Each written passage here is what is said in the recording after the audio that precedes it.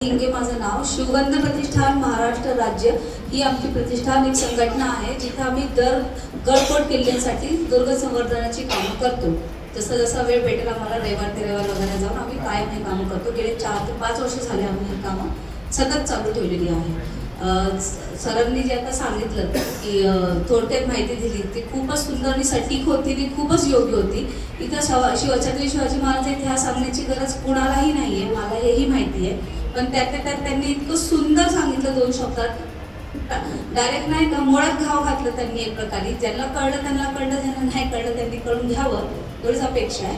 आता पण आपण जेव्हा जेव्हा शिवाजी महाराजांचा उल्लेख करतो तेव्हा तेव्हा आपण हेच म्हणतो की धर्मरक्षक किंवा छत्रपती संभाजी महाराज, तसं धर्मसंस्थापक स्वराज्य संस्थापक म्हणजे छत्रपती शिवाजी महाराज. तर शिवाजी महाराजांनी जेव्हा स्वराज्याची स्थापना केली, स्वराज्य स्थापनेचं जेव्हा स्वप्न पाहिलं, त्याचा स्वराज्य म्हणजे की स्वराज्य.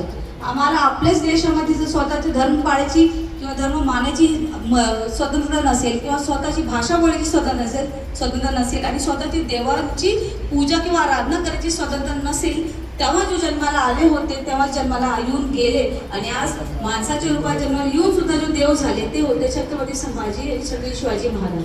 तर ह्याची फक्त आपण सगळ्यांनी धर्मरक्षक म्हणजे धर्माची रक्षा करणारे, धर्मासाठी जो स्वराज्य निर्माण केलं ते स्वराज्य म्हणजे ते सगळी गोष्टी आली ते आपण सगळ्यांनी लक्ष ठेवावं आणि ते जपावं.